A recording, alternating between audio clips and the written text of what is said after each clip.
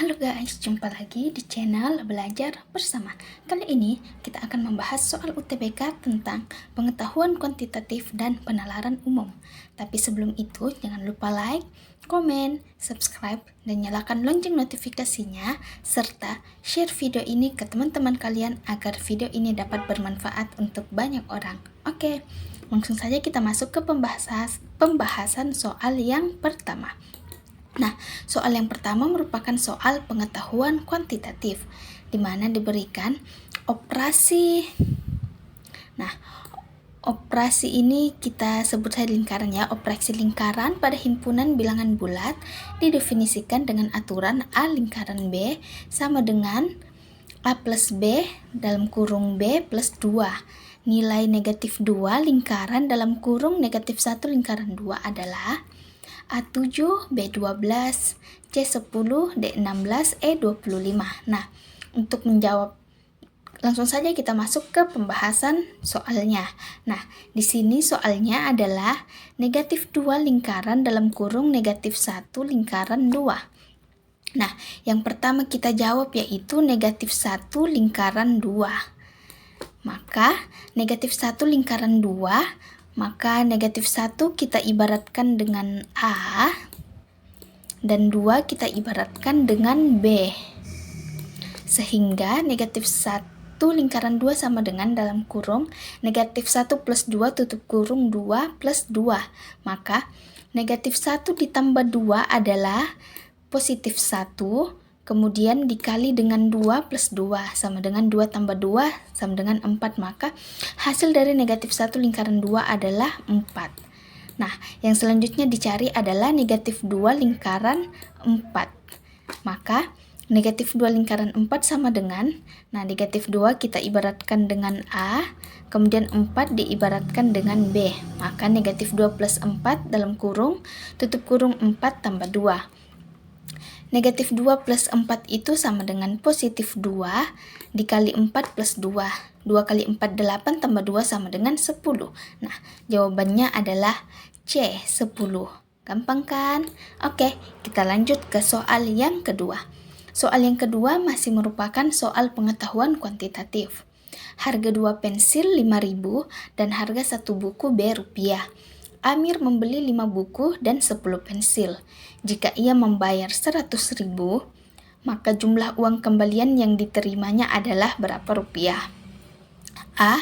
25.000 dikurang 5B, B. 50.000 plus B, C. 75.000 kurang 5B, D. 35.000 dikurang B, E. 75.000 tambah 5B. Nah, langsung saja kita masuk ke pembahasan jawabannya. Nah, untuk menjawab soal seperti ini dapat kita gunakan pemisalan. Misalnya, pensil diibaratkan dengan X, buku diibaratkan dengan Y. Maka, harga 2 pensil sama dengan 2X yaitu 5.000. Harga 1 pensil adalah 2.500. Nah, dari mana dapat 2.500? 5.000 kita bagi dengan 2, didapat 2.500. Kemudian, harga dari buku atau Y sama dengan B rupiah. Nah, di sini dikatakan Amir membeli 5 buku dan 10 pensil. Maka yang diberi Amir adalah, harga belanjaan Amir adalah 5 dikali harga dari 1 buku yaitu B ditambah 10. Harga dari 1 pensil adalah 2.500. Maka harga belanjaan Amir sama dengan 5B ditambah 10 dikali 2.500 sama dengan 25.000. Kemudian Amir membayar 100.000, maka jumlah uang kembalian yang diterimanya adalah 100.000 dikurang belanjaannya yaitu 5B ditambah 25.000. Maka 100.000 sama dengan, ini negatif kita kali ke dalam, maka di sini dikurang 5B, kemudian negatif ketemu positif didapatkan negatif, sehingga 100.000 dikurang 5B dikurang 25.000. Nah, di sini 100.000 dan 25.000 sama-sama tidak memiliki koefisien, maka dapat langsung kita kurangkan, sehingga 100.000 dikurang 25.000, 75.000.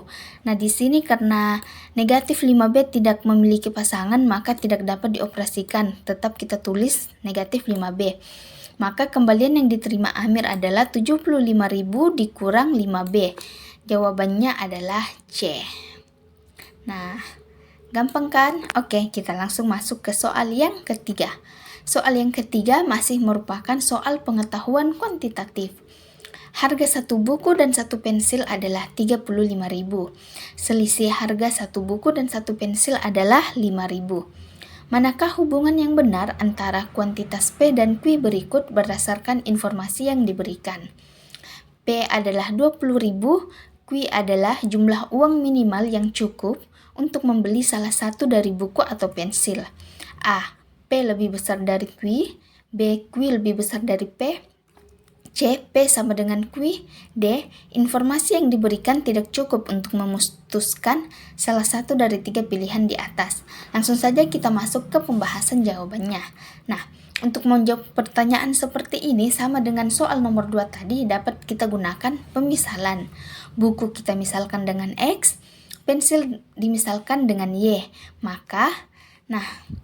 Maka untuk dapat dibuat persamaan yang pertama yaitu X plus Y sama dengan 35.000.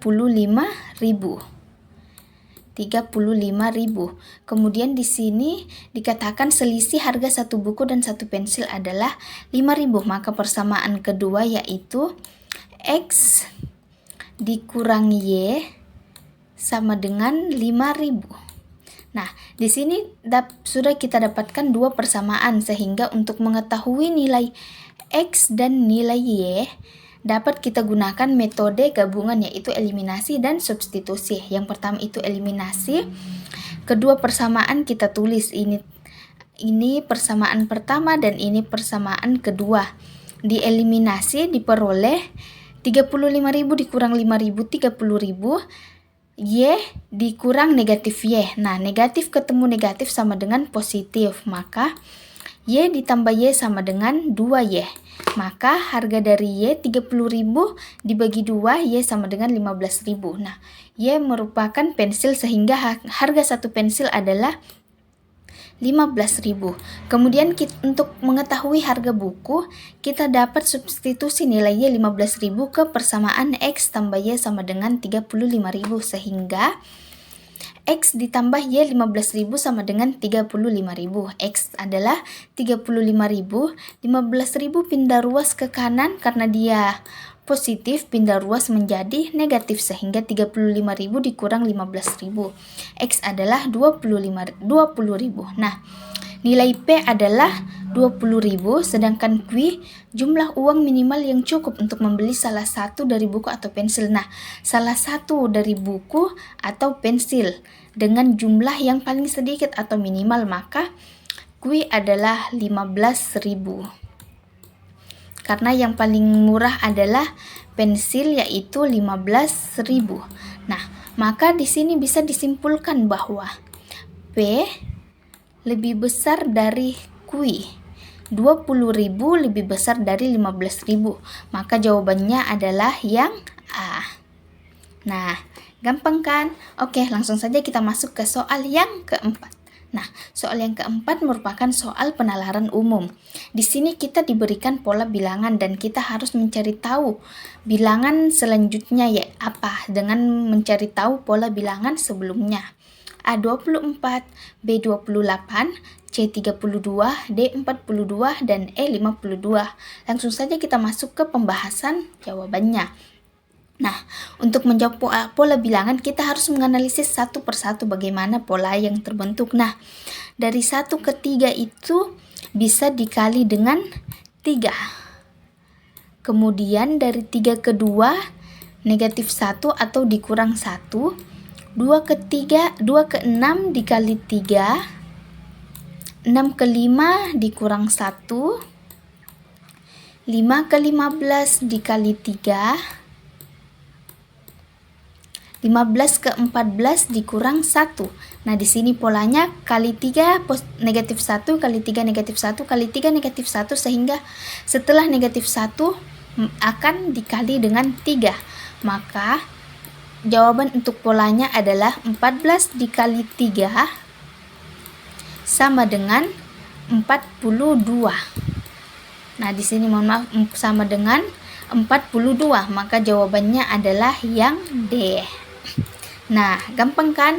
Oke, langsung saja kita masuk ke soal yang kelima. Soal kelima masih merupakan soal penalaran umum. Sama seperti soal keempat, merupakan soal pola bilangan, tetapi bilangan yang ditanyakan ada di tengah-tengah. Jika pada soal keempat tadi ada di pinggir, soal kelima ditanyakan bilangan yang ada di tengah. A90, B92, C94, D96, dan E97. Langsung saja kita masuk ke pembahasan jawabannya. Nah, sama seperti soal keempat, untuk menjawab soal kelima kita harus menganalisis polanya satu-satu terlebih dahulu. Dari 100 ke 95 dikurang 5. Nah, karena di sini tidak diketahui, maka kita skip dulu. Kemudian 91 ke 92 itu plus 1. 92 ke 87 dikurang 5. 87 ke 88 plus 1. 88 ke 83 dikurang 5.